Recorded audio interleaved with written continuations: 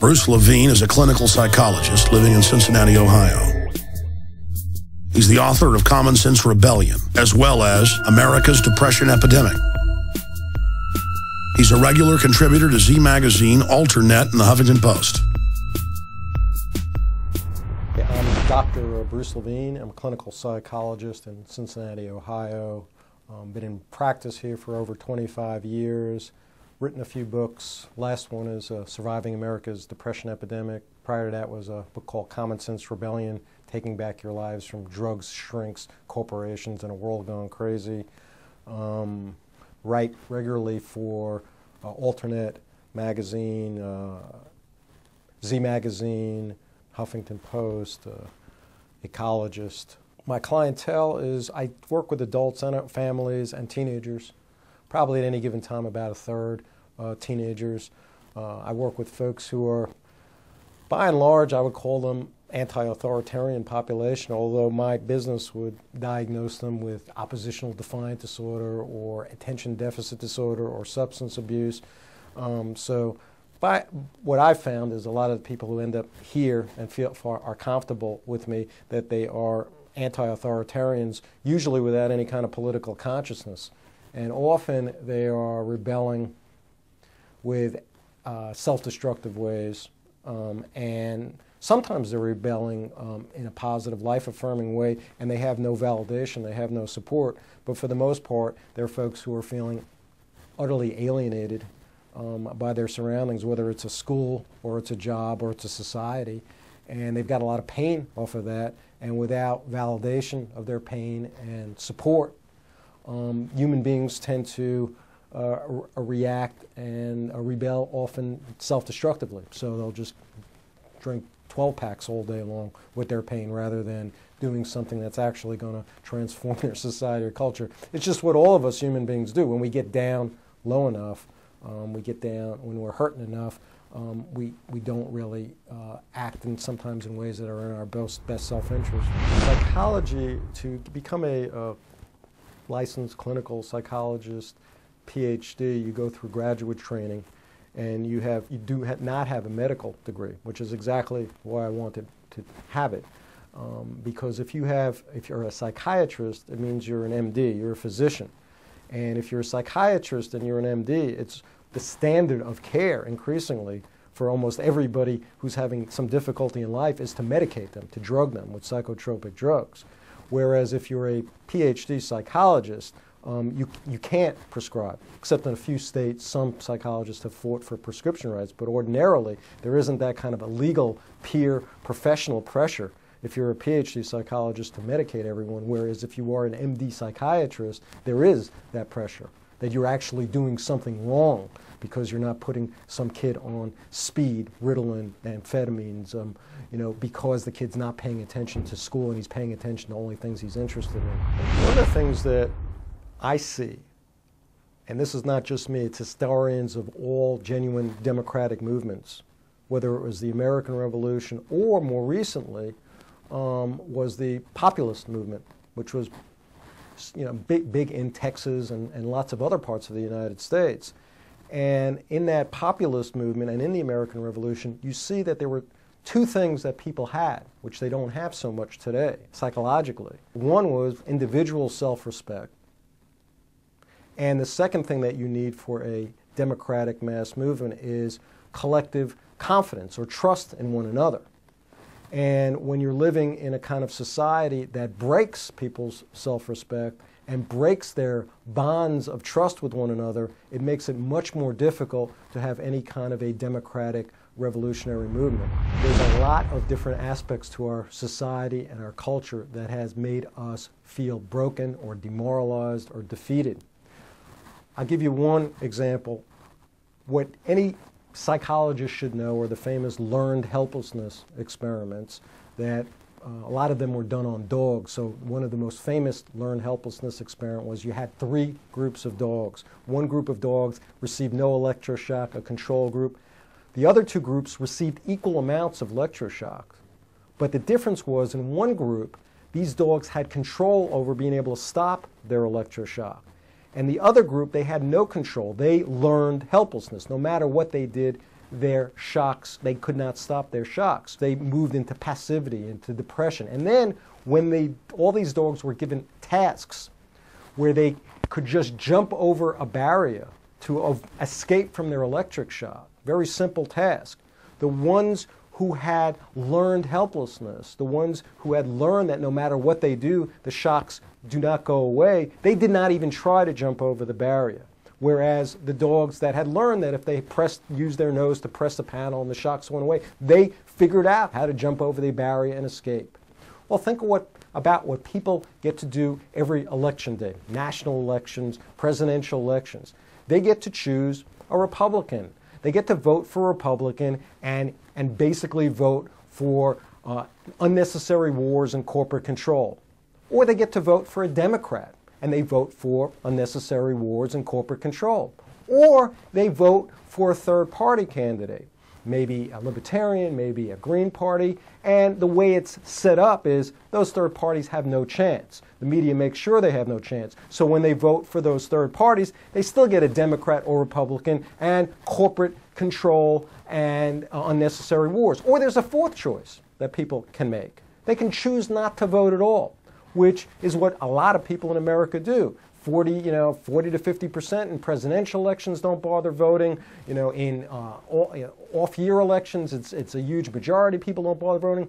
So what do they get by not voting? Corporate control and unnecessary wars. And so that's learned helplessness. No matter what you do, as long as you're taking seriously that electoral processes, you're going to be helpless. You're going to get that same degree of pain.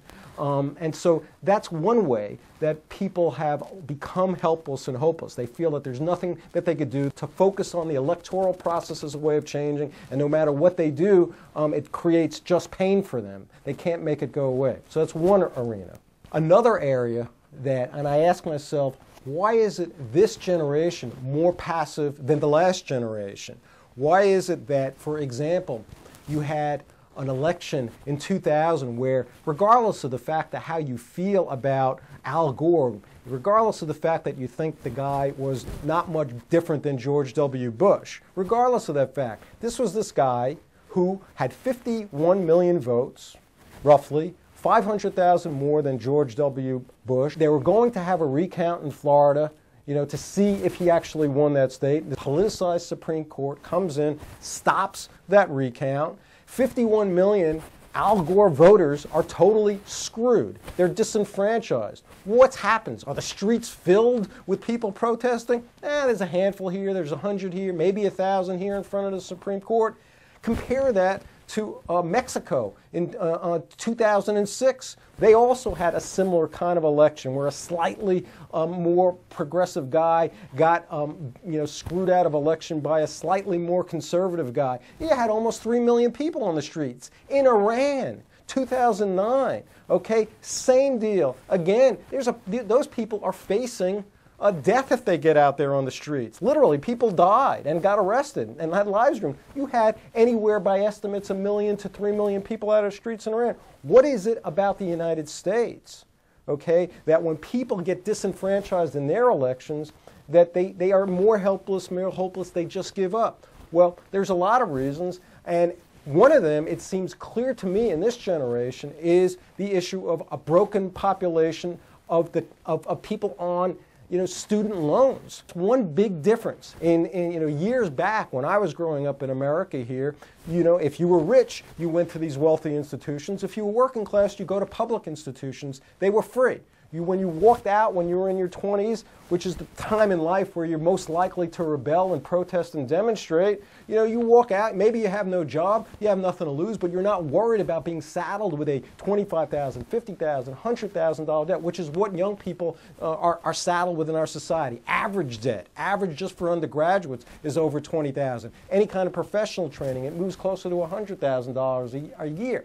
Well, let me tell you, if I walked out, okay, when I was in my 20s with that kind of debt, it would have broken me. I wouldn't have resisted. I wouldn't have rebelled. I just would have went along with the program, been terrified of not having a job, been terrified of everything being taken away from me. And so we've done two things in our culture.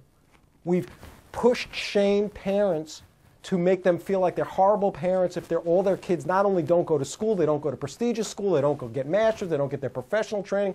We've got a president who's shaming, whole society because they're not graduating from college. And then on the other hand, we have allowed these young people to lose all their grants, all their support, or low tuition, and have them pay these ridiculous rates in student loans, and debt breaks people. Okay, it's one of the ways that people have historically known that you will get broken when you're in debt. And so that's one way that they're broken. Historically, there's other ways that you break a population too. And I would say that there's three major ways that young people have been broken for many years in our society. One is television, two is schools, not necessarily in this order, and the third is my profession, the mental health profession. If you take a look at your average young person and their 24-hour school day, if you get rid of their whatever 6 to 9 hours in bed and their couple of hours of eating meals and personal hygiene, what are they doing in that day? What's their socialization? Well, 7 hours of school, 1 or 2 hours of homework, all right? And then the rest of their day is filled with television and video games. I mean, that's the major socializing forces in their lives. All right? So what does that teach them? What's going on for them? Well, there's a lot of horrible things that happen in school. One is kids lose their interest in reading, which is great for an authoritarian society. We have research that shows that the difference between kids who are in first grade versus when they move up to third and fourth grade is they're less likely to want to read books independently. So school, naturally, by forcing kids to read things that they're not really interested in and a whole bunch of other things like that, school actually makes it less likely people really are critical thinkers, curious, interested in reading, all those kinds of things. Overall, there's always exceptional teachers, but in general, that's what happens. Kids internalize the idea that the only way that you get an education is through some authority granting it to you. Some authority's lectures, some authority's degrees, which is the opposite of the way people really get educated. Real education is through your own curiosity, through your peers. So school is an authoritarian-based pacifier in many ways. Then you move to the whole video game television area, especially television. Nowadays, kids on average are spending 4 or 5 hours a day in front of a television.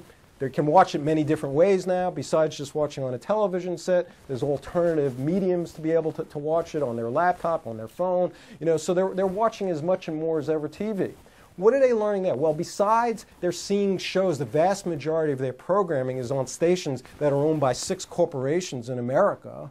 The News Corp, Murdochs, and Viacom, and all these. Besides the content, they're learning something even worse. They're learning through these things that the only way that you get entertained is through some authority.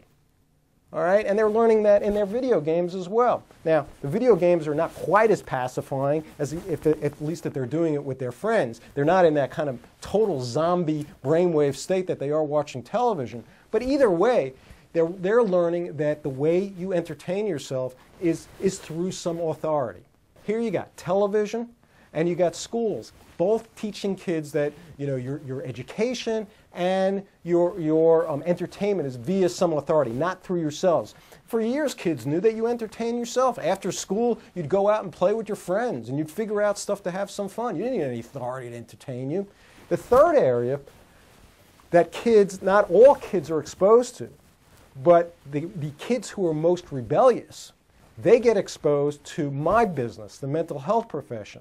And here in my profession, increasingly, the pacifying force is medication, right? Any kid who has got oppositional defiant disorder, which you get by often arguing with adults and often refusing to comply with adults, those are the official symptoms. You get treated with behavior modification manipulations or medication, or any kid with attention deficit hyperactivity disorder, which means they're not paying attention to some teacher because they're boring, but they are willing to pay attention to things that are interesting for them, or if they're getting paid for it. These research shows that. That's most of these kids who are diagnosed with ADHD can pay attention to things that they are actually interested in. They just rebel against things that they're not interested in. And what our society, parents, children, media, accept the authority of these mental health professionals as being